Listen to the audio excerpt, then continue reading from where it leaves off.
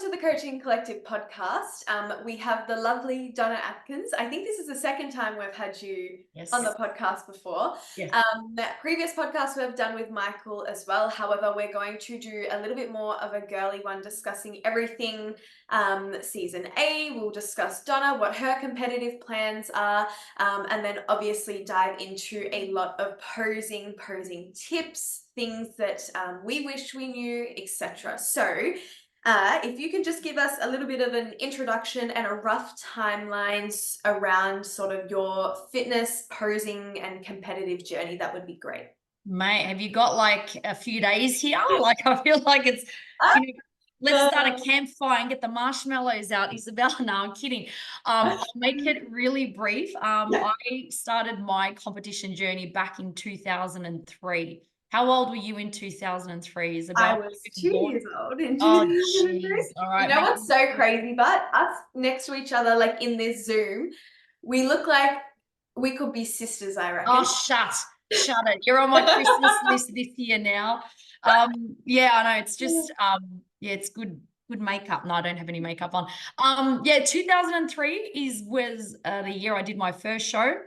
Prior to that, I was not someone that did weight training. So I was actually an aerobics instructor, and I did that for maybe 10 or 11 years. Yeah. And then, because I was at the gym doing aerobics, that's how I met, trainers and stuff in the gym. And then I started doing weight training. And one of the trainers there had said, "Why don't you compete?" And I had no idea what that meant. I was never exposed to competitions or anything. And I thought, compete, like, no idea what that meant. And then I went to a show and I thought, hey, I'd like to give this a go. And then I think it was the following year that I entered my first competition.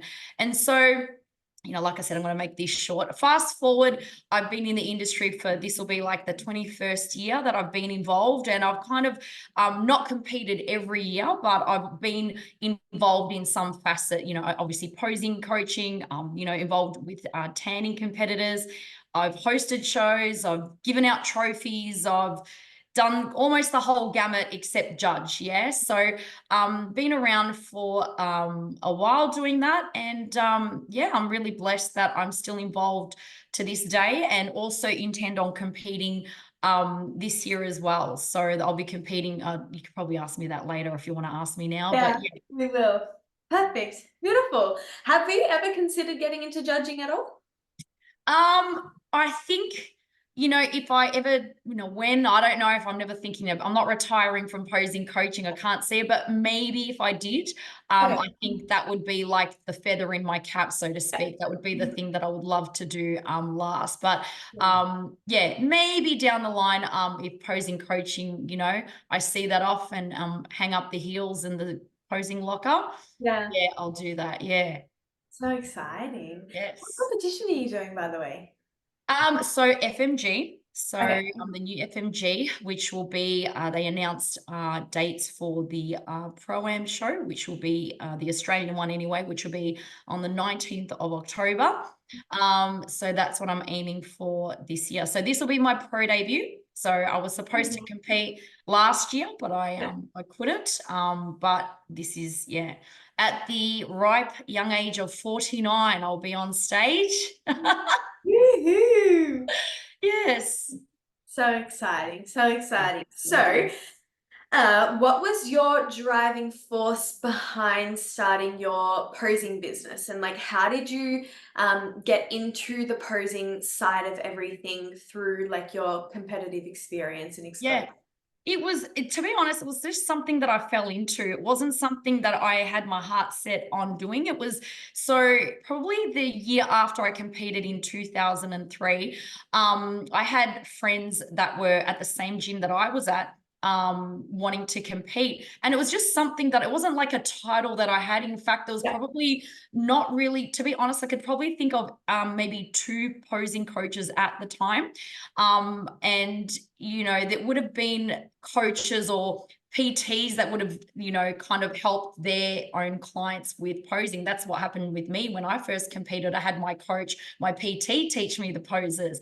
And then maybe the year after, so 2004, had some friends ask me at the gym, and I just kind of helped them and helped my PT with his clients as well. So it was just something that happened, and I stayed involved in the industry, like I said, just with emceeing shows or helping backstage. And then I reckon probably around 2013 or 2014, I had one of my coach's athletes who was competing, and I was actually going to spray tan her, and he asked me, could you run through some poses with her? And I Yeah. thought, yeah, no worries. So I did.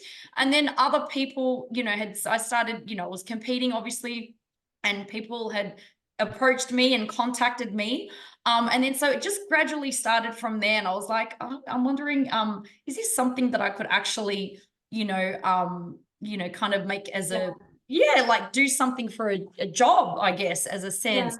So it just started from there. And then it gradually became something, I think, because I had been an aerobics instructor. I really loved teaching and instructing people. It just stemmed from that and being on stage.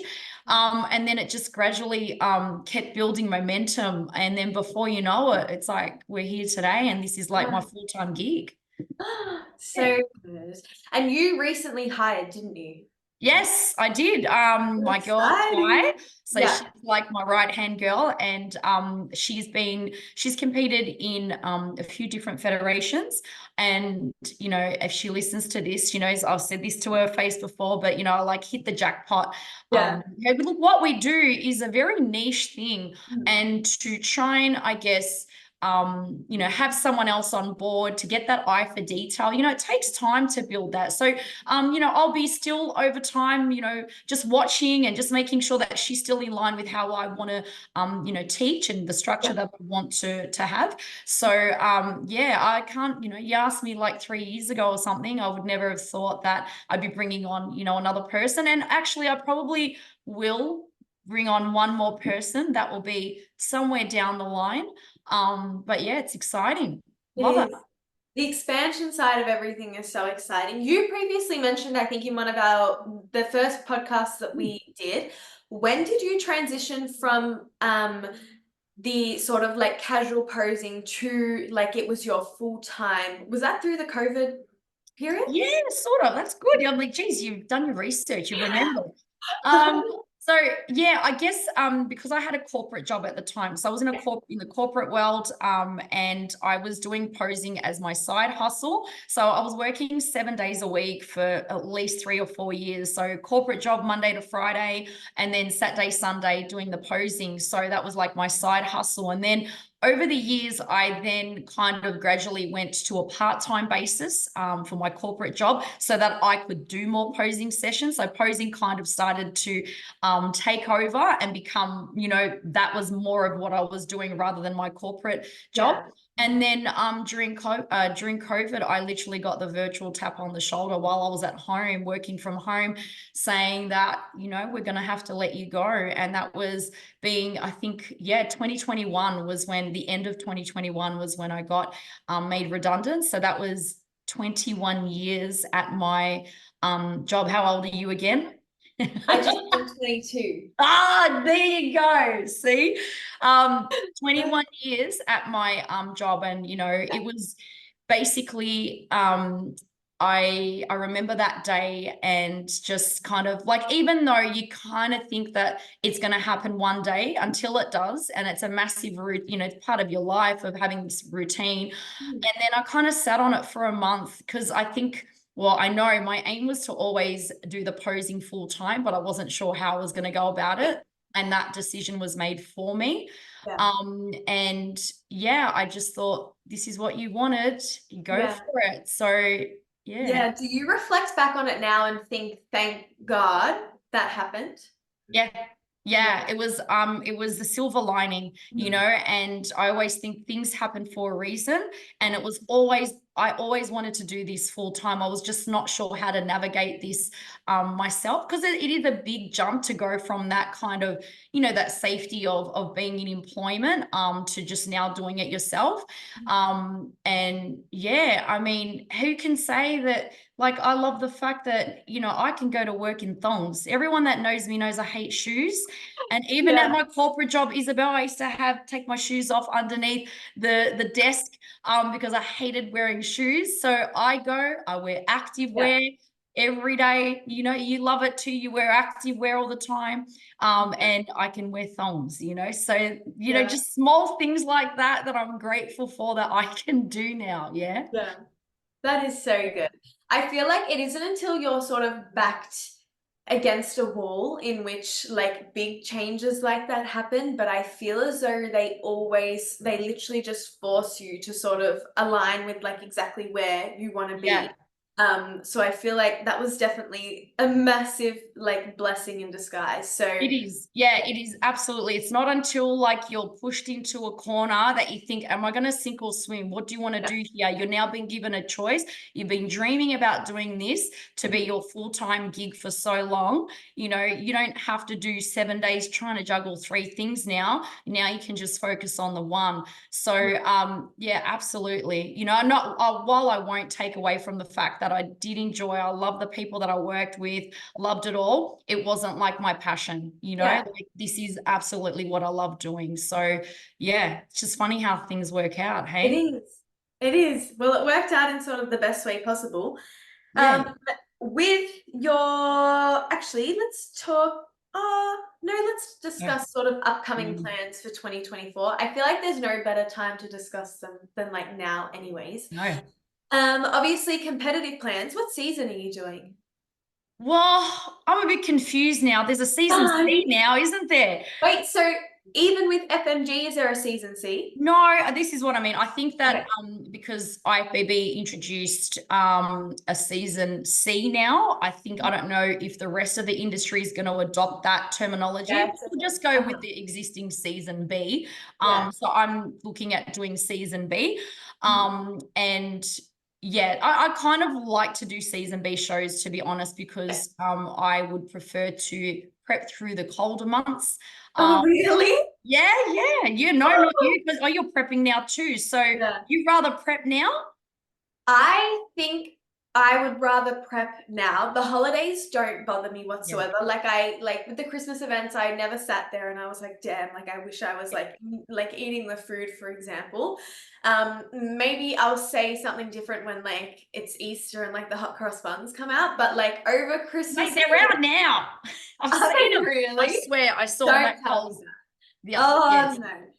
Well, yeah, like over Christmas and New Year's, I'm fine. yeah. I think I just get like seasonal depressive disorder or whatever it's called. So I feel like I respond a lot better in the warmer Mm, weather and I want to be out and whatnot. yes. My last prep I prepped through winter and like I still loved the whole entire process. And I love that it felt a bit more like grindy because Mm, like you were always rugged up, like dragging like yourself to the gym in like a jumper, a yeah. jacket, like trackies, everything like that. But I'm not gonna lie, it is nice in the summer to be like a little bit shredded on the beach and It's true. like, That is like true. everything like that. Yeah, Yeah. And yeah. like So getting outside more, I feel like it yeah. pushes me to focus on like the self-care side of everything too. Because like I'm so routined, everything has to be so flawless. So like I can walk outside. Mm, Like I'm more inclined to say connect with friends in the warmer weather and stuff yeah. like that. But I think it'll be nice once I'm obviously finished my prep, so I have a complete like comparative point and I can sort of Yes. decipher. In saying that, however, I think moving forward, competing in Australia, if I were to do further seasons here, it would be like the new season C because I would like to be in like what would be sort of the most competitive crowd, which would be like the season Cs. So, Yeah. Yeah. yeah, And that's part of it as well, where I would like to compete in the latter half of the year, yeah, mhm, to be in those shows. And I guess now because and now you know, FMG here in Australia, they only offer the pro component of the show in the last half of the year yeah. anyway. Mhm. But there's also a possibility I may compete in Dubai. So Oh, yeah, wow. Dubai's on the bucket list. I want to do that. Everyone that goes there, it just looks kind of, you know, Yeah. Is just, that an FMG show as well? yeah, yeah. It's Oh, actually a goodness. week after. So Oh, it will wow. finish off nicely. I can relax Yeah. with a cocktail in hand, you know, in some hotel Yeah, rooftop or some something. So skyscraper. yeah, so I may consider that. Just depends if they're, I'm not sure if they're offering a pro component over there, but I'll definitely consider doing Yeah. Dubai in addition to the Australia Pro Show.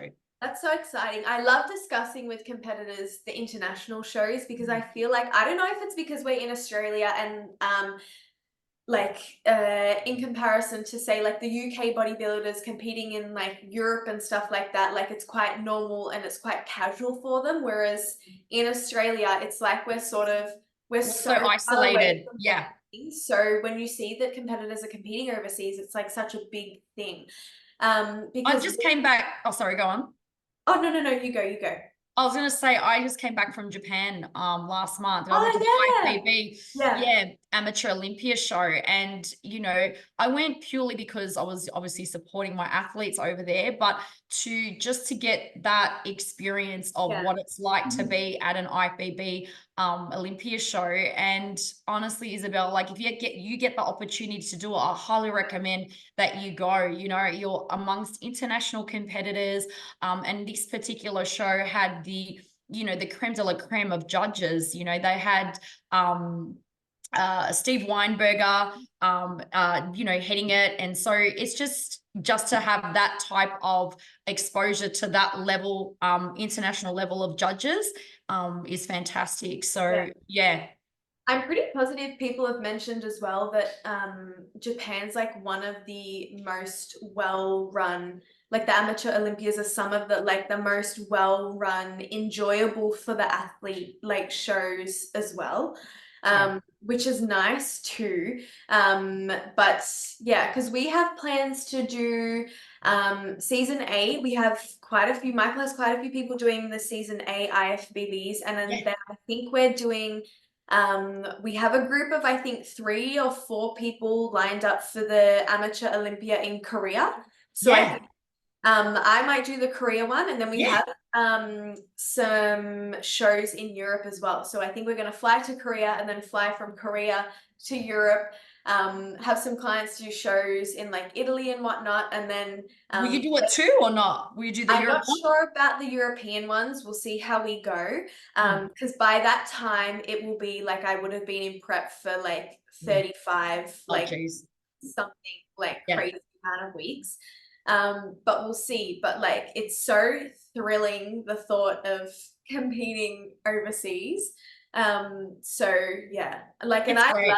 I remember when people were posting everything about like the Japan Amateur Olympia, like it's like addictive to watch because it's so inspiring and it's just so like it's nice seeing Australia branch out to all these international shows and even like the girls like there was quite a few girls who did like pro shows like I know Nicole Tan did a show in Korea. Laura did a show as well. So seeing them all compete overseas too is so nice, obviously with like no pro shows here.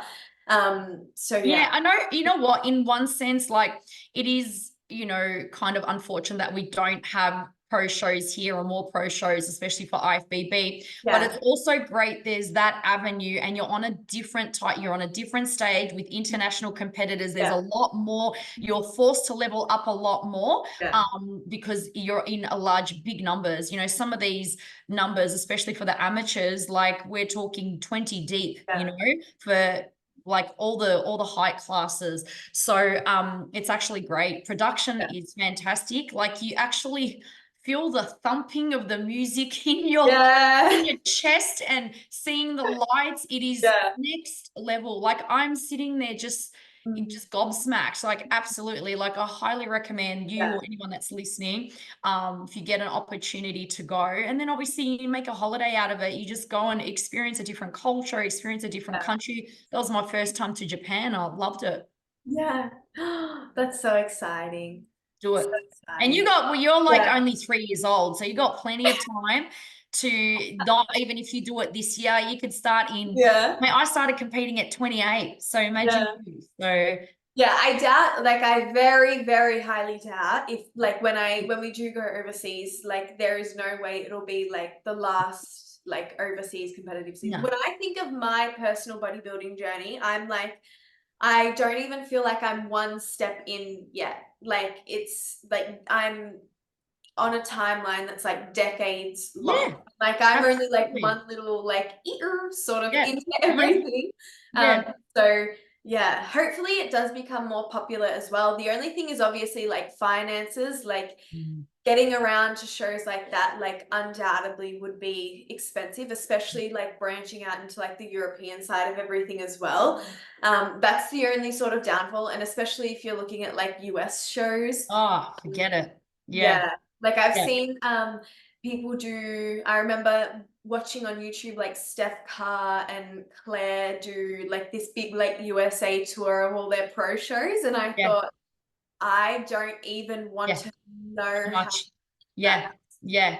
I've heard some pros get like, and not, I don't know if it's Australian pros, but I know that like some American pros got good at doing their makeup, really got good at doing Yeah, their makeup and hair and stuff because they just have, straight hair or easy waves. yeah, And they got really good at just doing their makeup. So they would cut, their costs in that yeah, way. So it's probably, you're right. Most of it is going to be, it's going to take a chunk out of your hip pocket.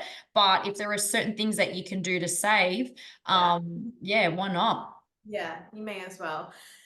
What do you think sort of the upcoming season will look like? Do you think it'll be a big season in regards to like all federations? Or do you think that's maybe like specifically IFBB with their introduction of like the season C? Do you think that season A will be slightly smaller? Just what are your thoughts in general in regards to the upcoming season? Look, traditionally, season A has always been the Yeah. smaller show. Like you touched on before, a lot of the bigger shows and the bigger national shows are in the latter half of the year.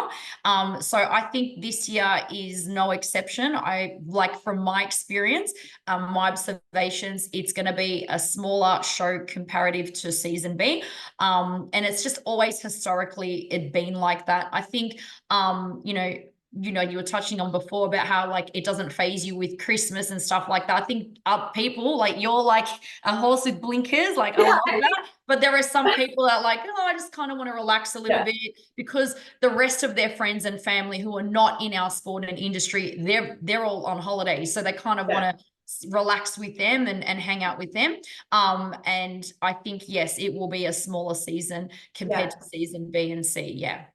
It is nice, however, to see the introduction of like the third season. And I think even with the introduction of like the a couple of the ICN shows too that aren't in like the tight sort of season A and then season B, they sort of drag out a little bit. I think well, I hope that sort of grows because I know, I think Michael once referenced to either his coach or like James mentioned it to his coach at the time who was in the UK, like season A and season B, and they had no idea what he Yeah. was talking about. Like they had no idea Yeah. that there was anything such like there was Look, no such thing it as season. yeah, there's no such thing. Look, I reckon, sorry to cut you off. I reckon there will be a point where there'll be no such thing as a Yeah, season. It'll just be your coach will go, give me the date of your show, and we'll yeah, just work back from there and start yeah, from there.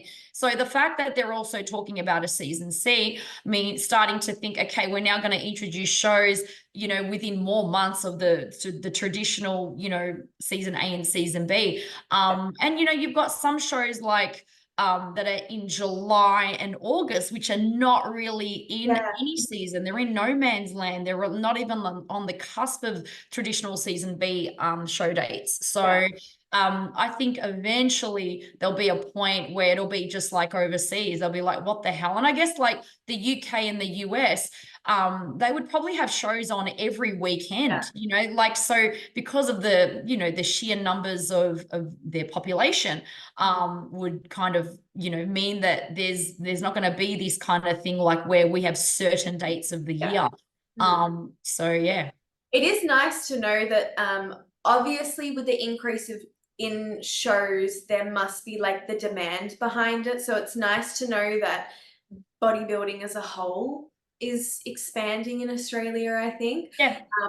But yeah, hopefully it's positive. I am really intrigued to see what entries look like for the Mm. season B, the new Yeah. IFBB season B. Mm. Um, purely because it is at sort of like not an awkward time of the year. It's more so awkward because it's outside of like the normal boundaries when people discuss like when their preps are starting and everything. Yeah. But yeah, I'm also just intrigued to see like who's competing, what it all sort of like looks like, what the lineups look like. Yeah. Look, they can only just give it a go, see what Yeah, of happens, course. see what numbers they get, and then, plan from there. Is it something that we do again next year? And they'll get feedback from people as well, just to see whether they think it's something that's viable and should keep going. But you don't know if you don't try, hey? Yeah, exactly. Well, let's get into some more posing questions. What are some tips for first-time competitors in regards to posing, or some little things that you wish you knew earlier on relating to posing within sort of your own individual journey? Start early. Yeah.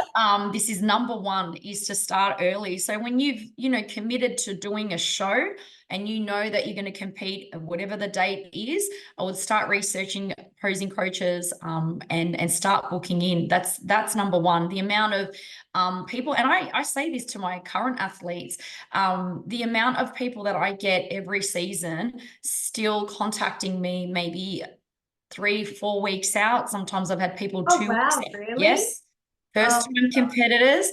yeah. I think, and I've said this before as well, that you guys are really spoilt in this day and age in terms of we have social media. I feel like there's no excuse as to why you should be messaging me, contacting me 2 weeks out from a show. If you're interested in competing, your algorithm and who you Yeah. follow, how did you get interested in competing? Surely there's been someone that has said, get onto a coach, get onto Yeah. your posing straight away. Yeah.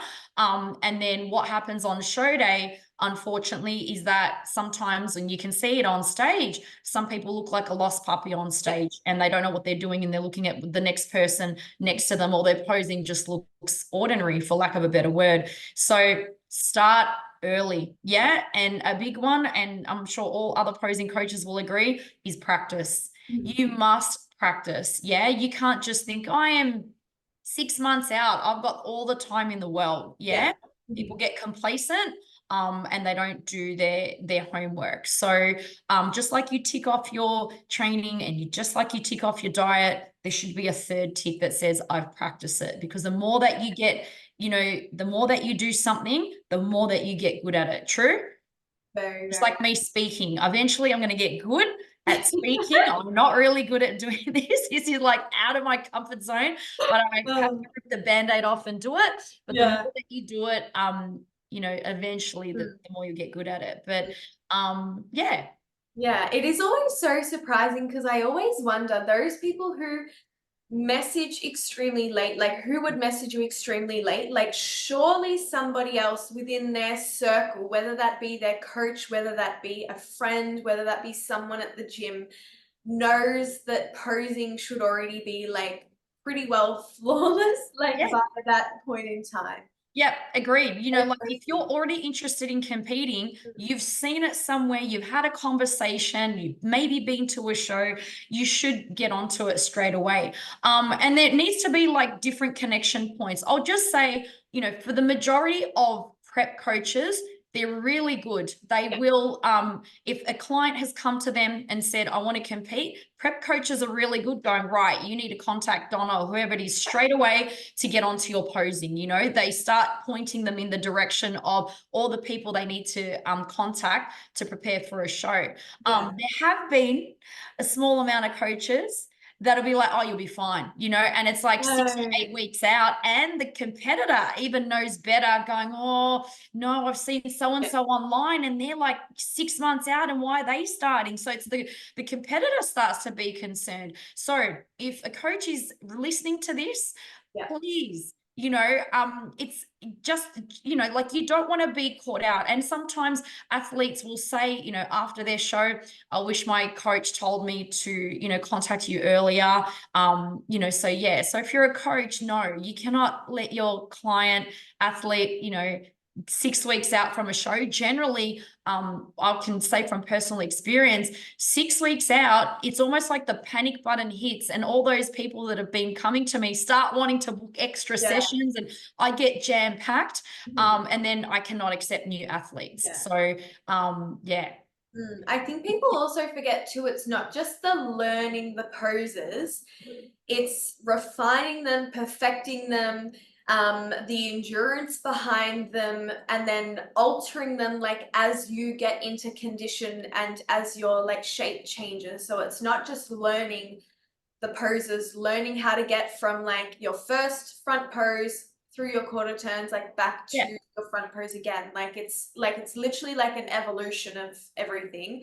Yeah. Um, and I think people really forget that. And they forget that, like, even if you learn the poses, like at the start of your prep, you're going to look so different in those poses later down the line. And even like the endurance side of everything, like holding poses, like it's all well and good to like do your quarter turns, but like, can you stand in that pose whilst like the 15 other girls like get on stage, and whilst they compare you against everybody else, like, can you look the exact same as you did like the second you got in that pose, like by the time the judge's eyes even like roll around to you? Yeah. um, You've so hit the nail on the head.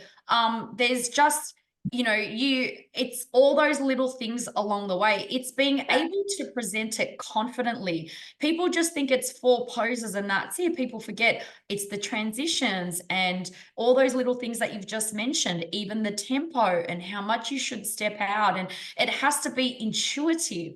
At the end of the day, like all these little tweaks that happen, of course, if someone that comes to me that gives me 6 months of their time, as opposed to someone that comes to me 8 weeks from a show, 6 months, we've got time to say, you know what, let's change this, yeah, let's tweak this. But when someone comes to me 8 weeks out from a show, and I use this example all the time, you're still working, you've still got your kids, you still got all these commitments happening. And then when you introduce the comp prep and you introduce posing, this is time away from all of these things that happen in your life. So God forbid you've got to work, you get sick, someone in the family gets sick, and you're scheduled to do posing. You cancel that session, and then we've now got to reschedule it for another week or two. Then that time frame gets shorter and shorter. So when someone comes to me 6 months to a year out, we've got a lot more wriggle room, less stress, and things like that happen. Then we can, reschedule, but we've still got time. So when someone comes to me with a lot more ample time, then yes, we can refine things, we can tweak things, we can always change transitions, and it's not stressful. But in that short amount of time, let's get you just to be competent and looking like you're in the mix of being able to pose. Yeah, that's the best that you get. So something also I don't understand is I find that obviously posing isn't the most enjoyable for like everybody, but I feel like it adds, like, it's such a big characteristic of the prep that I feel like a competition prep just wouldn't feel complete. Or like I would never be able to get on stage thinking that like I haven't given it my all. And like I would not consider somebody who has only spent like 4 or 6 weeks posing that to be somebody who had like given that prep like their all. Like it just doesn't make sense to me sometimes with yeah. stuff like that. Yeah, look, you've done your due diligence, and because you're in the, you've got the right support, the right connection, people that have had experience. But I feel like, if someone comes to me 4 to 6 weeks out, that just tells me either have you done enough research? Are you fully invested? Like what homework have you done? What connection? Because a good prep coach will just go, right, go to XYZ person, and they'll get you on the right track. This is exactly what you have to do. And yeah, when you get someone, you're right. When they're 4 or 6 weeks out, you're like, are you really 100% committed to this process?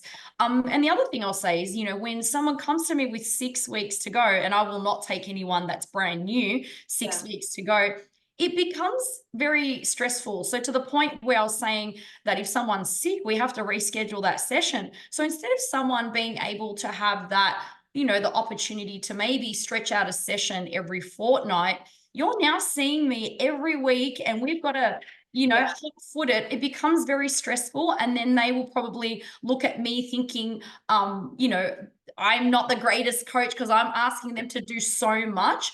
But this is why you hear me harp on all the time on my stories. I'm like a parrot, I'm repeating, start early, Yeah. because a lot of us posing coaches will get booked out, and we want you to be able to, my line is, I don't want you to meet the standard, I want you to beat the standard, Yeah. you know? Yeah.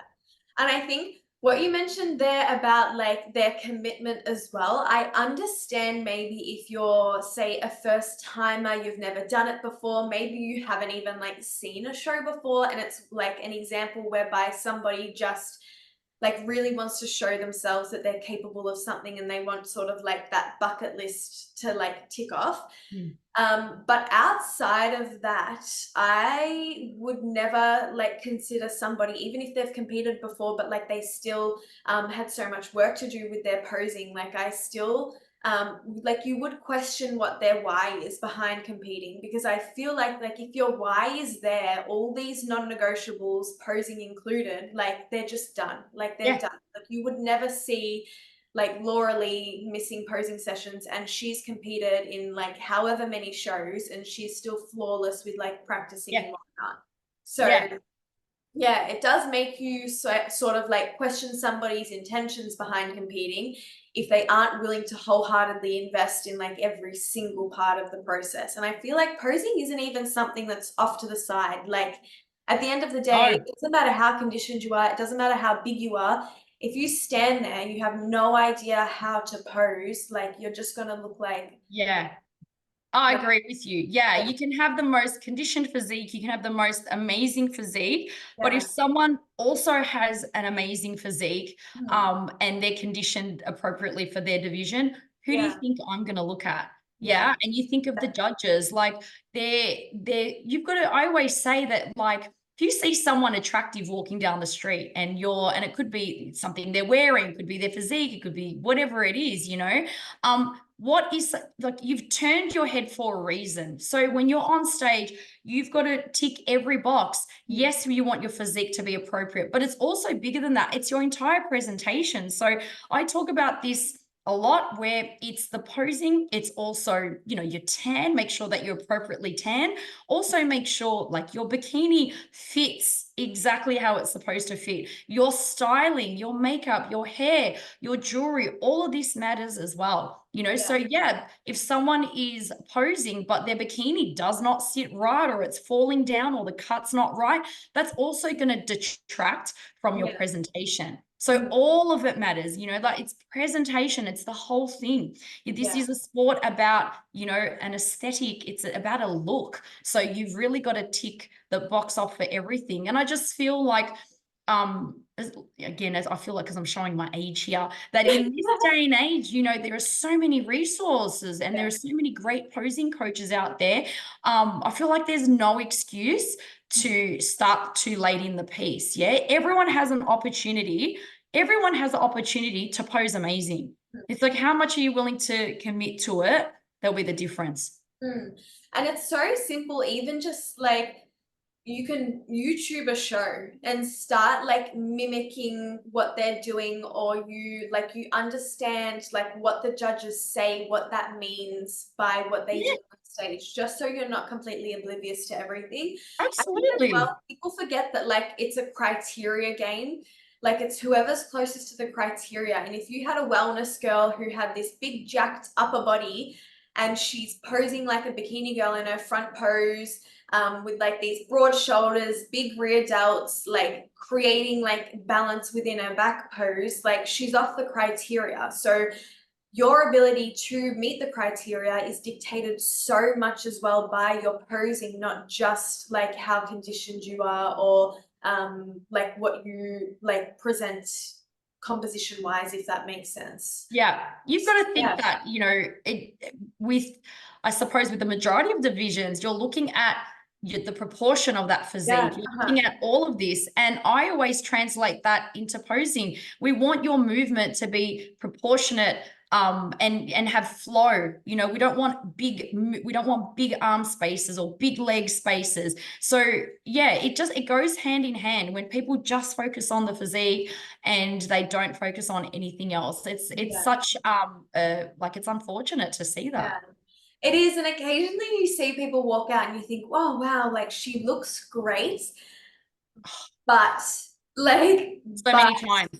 it Yeah, would be but so much better if yeah, she posed like she had more flow, or it yeah. would be so much better if when she walked out on stage, like she was actually walking, she wasn't just like dawdling on the stage, or Truck driver. yeah, and it would like think little things like that. And nothing is better than when somebody comes out and they pose phenomenally. Like Yeah, nothing looks better than somebody who comes out and you're like, wow, they yeah. pose so well. First impressions count, you know, Yeah, like the minute that you walk out on stage, your walking is your posing, your yeah, transition is your posing, mhm, all of it. It's not what you do just standing stationary, it's yeah, what you do when you walk out, you know. So if yeah. you're going to capture their eye as soon as you walk out, guaranteed they're going to go, right, that competitor, we want to have a closer look at her, so we're going to call her out.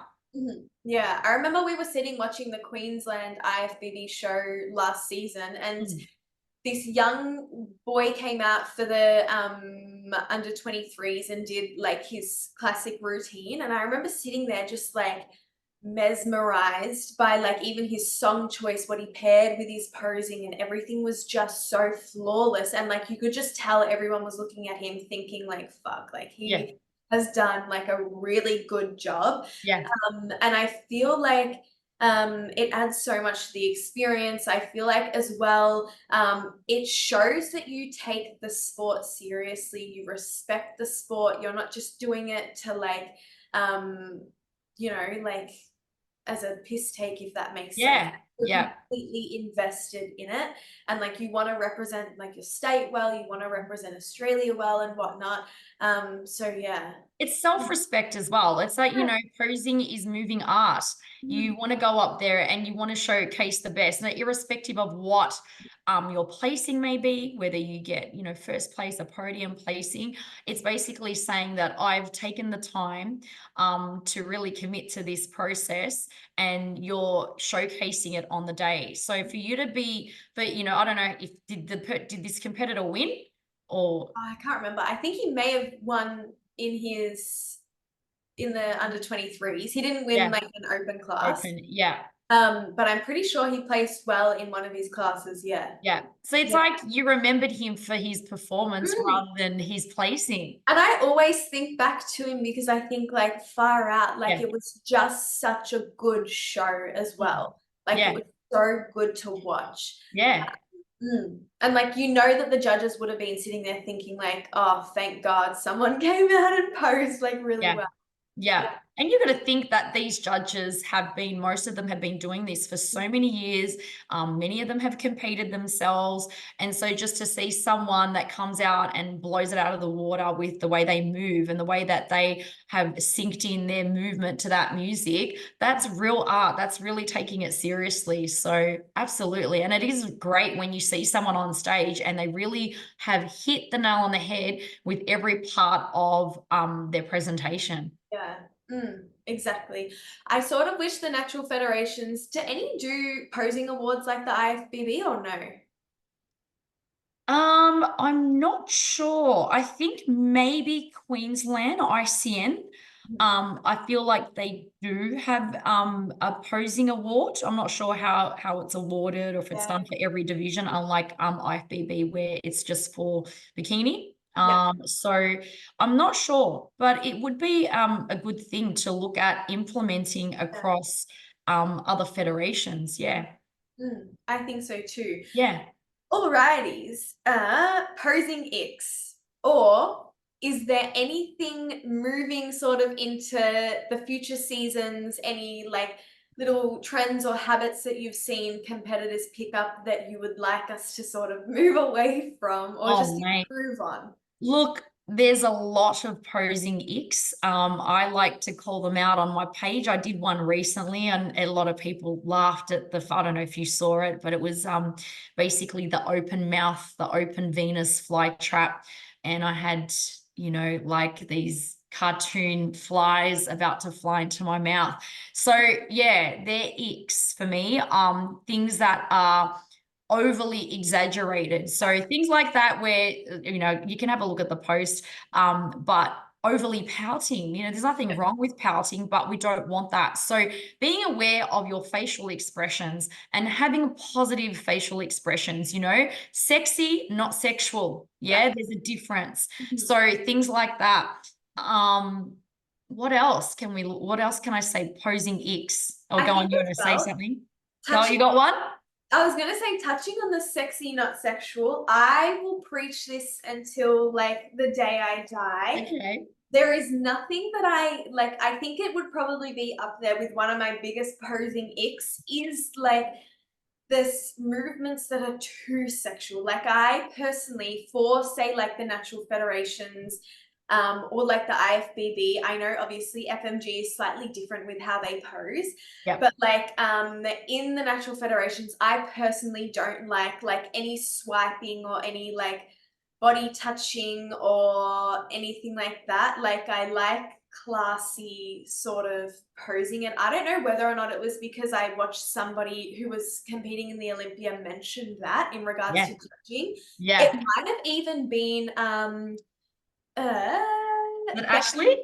I can't remember what her I'm pretty sure I've heard her talk about it too on a podcast, but I know Yeah. there's a judge too who always discusses posing and touches on like that side of everything too, and like just sort of provides reminders around that side of things in regards to like keeping everything still elegant and Yeah.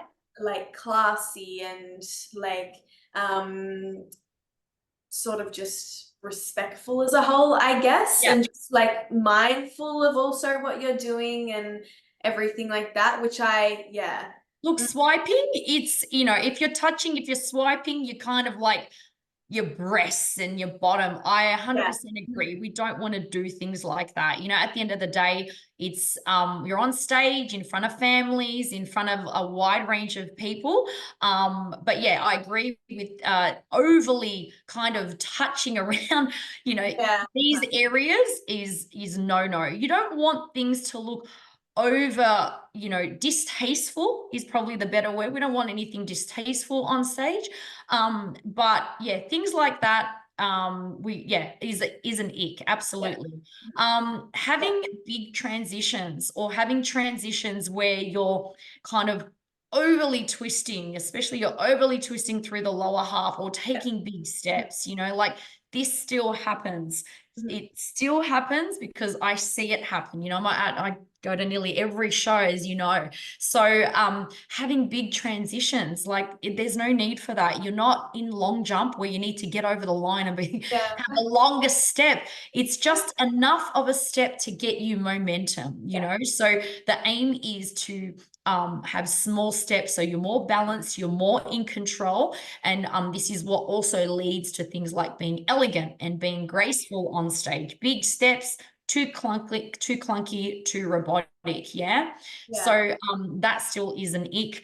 And I'll always say it, but I feel like it's improving, is the truck driver walk. Like you said before, when you come out on stage, you cannot look like truck driver Don. You cannot walk out and have this dawdle. Yeah, we don't want that. It needs to be this walk, and it's a proper stage walk. It is not just put one foot in front of the other and move your hips. It is so much more than that.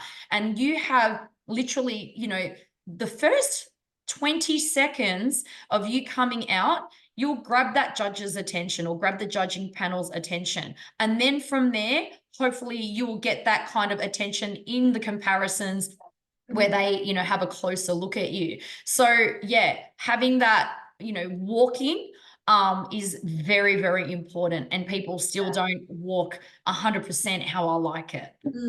I know. I like when people walk out, they're looking, they're Mm. not like stare, like they don't walk out like In a criminal lineup, just walking out in a criminal Yeah. lineup and then not looking out Yeah. and in making that engagement and connection. Yeah. Yeah. Yeah, I very much so like the connection with the judges. Like for example, if I were to step on stage, I would think about all of my posing is like for the judges. Like for me, the crowd isn't there. Like I'm walking, like I can't contact with the judges. Obviously, look if I like have to check where I'm going. But just I feel as though if they can see that you're looking at them, and they can see that like you've slightly angled your body if necessary on the ends like towards them, and like you're smiling at them, like you're making eye contact with them, like you're confident, and it shows that sort of you want to be there.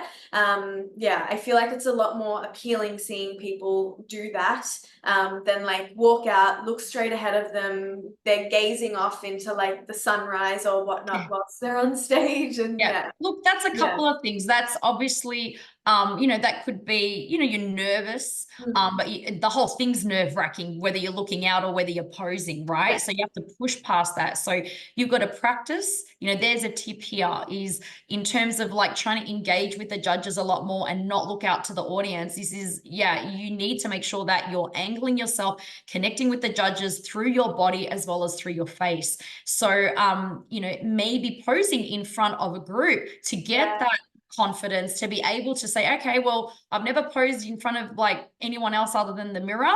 Pose in front of 10 or so people, or pose in front of a gym, where you start to build this confidence of having people watching you. Yeah. So absolutely, we don't want you looking out into the crowd and looking at, Aunt Mavis who's looking at you, or you're supporting you on the day, Grandma Mavis, I should say, always. You are aiming towards the judges. Yeah, that should be your main. And there's so many things. You've just brought up another component about connecting and looking with the judges. You can't just do your 4 poses. It's all these little intricacies that need to also be met as well. And this is what stands out from a good poser to a great poser. It's all these little finer details. Yeah.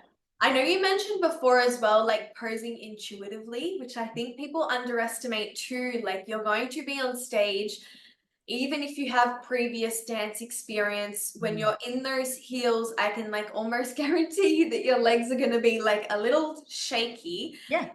I think it is so important that like you don't really have to even think about what you're doing. You hear what the judges say and your body responds, like you know already what to do. Like it is just something that you have practiced so many times that like you don't think, oh shit, like they've thrown in a half turn, like, oh, what do I do now? It is just something that becomes so incredibly fluent for you, which I think is super, super important too. Something I actually get surprised at is how many people don't pose to loud music. Like they'll pose to just like nothing. And I'm like, I feel like if you put loud music on, you can sort of like hype yourself up to feel like, or time it in a way whereby like a good part of the song comes on and like you walk on stage. So like you can sort of visualize what's happening and like walking on stage and whatnot. I don't know if that's anybody else. I know when I do that, I literally get like butterflies in my stomach, like practicing it. Which I find is extremely helpful too. But just going back to what you said before about posing intuitively, because once it's like I've used this analogy before. It's like, can you swim, for example? Yeah. So if I threw you into the end of a pool, deep end of a pool, you'd know exactly what to do, right? You know intuitively what to do. You don't start thinking, oh shit, I've got to bring my hands in front. Or when do I breathe and when do I kick my feet? Because you've done that. You've had that format of learning the structure of how to do it.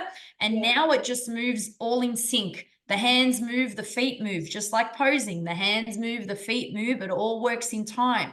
So really, when you're on stage, once you know how to do this intuitively, the only thing left for you to do is shine, show confidence, connect with the judges, do all that. So you don't have to think about back to lesson 2 or 3. Shit, what do I do with my feet now? What do I do with my hands? And then the other point you just said about, what did you just say? After that, I interrupted you. I was too focused. Oh, now I can't remember either. What did you said after that? Oh my God. I can't remember. You're gonna have to replay this. Yeah, I know. I can't remember You either. can't remember either, so I feel better now. You mentioned something else after the intuitive bit. Yeah. Man, don't ask me. Confusing. My memory even is so bad. Yeah, don't worry. I don't know. We can move on. Maybe it'll come Oh no, back that's to like my me. first sign of prep brain, and I'm not I even know I'm not even in prep brain, just too much happening. Does that ever happen to you? Yeah. Uh-huh. Yeah. I literally can't even remember what I just said. Yeah. You just said something. It was a really good point too. And I'm like, because I was focused too much We on were the talking about posing intuitively, and then um, after that, not even like thinking about what you're doing. Um, yeah, backtrack. ooh, I can't even think. What else did I you? Yeah, don't you just know. said something else. Oh, I've lost it. God help us. I know. What did you say? Are you gonna can you rewind this and message me Yeah. and tell me what you said after that? I'm actually interested to know because you said something, can't what if it was about the judges or about the it was after the intuitive. I don't think it was about the judges. No, no, no. After that, no, you said posing intuitively. Yeah. After that. I Oh, can't I remember can't because I remember. was going to bring that up as well. Oh God, I've lost it. Yeah. Oh well. Anyways, what are you most looking forward to this year in general? Whether that be like personal things, business goals, your competition, other competitions. I'm just looking forward to another, well, I can tell you a couple of things, another massive season. Like I have a planner in front of me here behind this laptop, and I Yeah. can see every weekend. If I don't have a workshop on, I have a show to attend, right? So, and that starts from about February onwards. So Yeah. at the moment, I'm relishing the fact that like, okay, I might have a Sunday off here and there.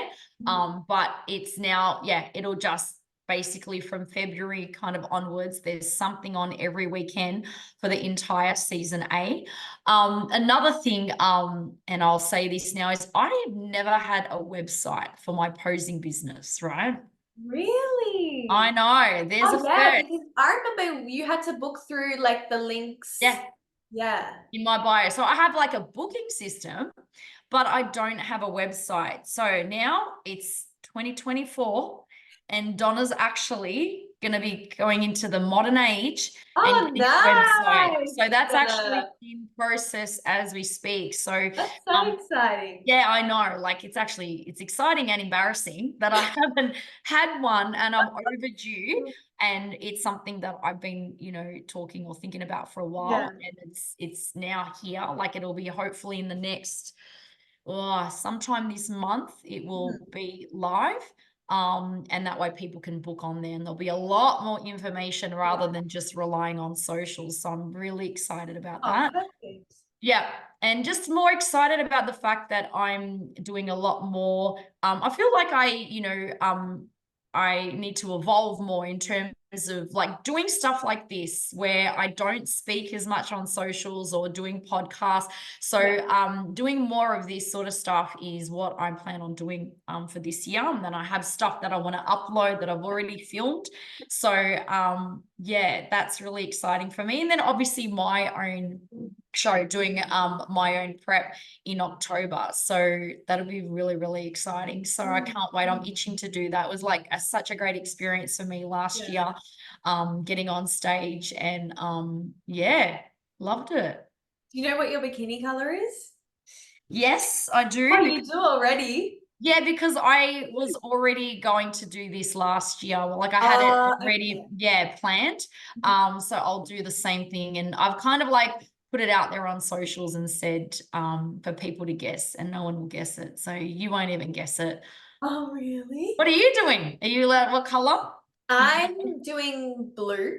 Yeah. Originally, I did a red. You did do a red, yes. Yeah, but I've gone for a blue, like not a complete royal blue, a little bit lighter to sort of align with more so what you see on blondes. Not gonna Mm. lie, I am slightly nervous because you generally see blondes in like reds, and like obviously it's a lot of money. I'm nervous about like seeing it, but like Stacey, who does my bikinis, like full trust. Yeah. Full trust in her. Yeah. Yeah.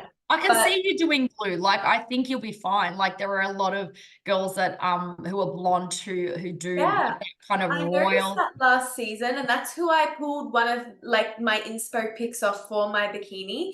Mm. Was that something else I noticed, which is actually quite random, is people competing. This is just something for like if anyone's listening, get on top of buying your bikini, because I've had like girls come in who like, even we've been coaching and I've asked them like, oh, you know what bikini color you're getting? And they're like, oh no, I have no idea. And I'm like, oh, so have you like spoken to anyone about like buying a bikini? And they're like, oh no. And I'm like, okay, Yeah. like contact and like Yes. do whatever. I think people underestimate the amount of planning that goes into like the elements of bodybuilding. It's not just like you book last minute, like even with tanning appointments, like they need to be booked in advance. Like I right now are literally sorting like who I want for hair, who I want for makeup, Mm. everything like that. Not to mention, you don't want to be in your most like physiologically stressed state, like 2, 3, 4 weeks out, trying to organize everything and like just create further stress. Yeah. Um, You so know, yeah, girls who are listening, if you're someone that's like married and you've had a wedding, think of it like that. You've got yeah, to prepare these things months in advance. You got to book that reception. You got to book that church. You got to, they're like booked out a long time in advance. So it's not like it's exactly like this.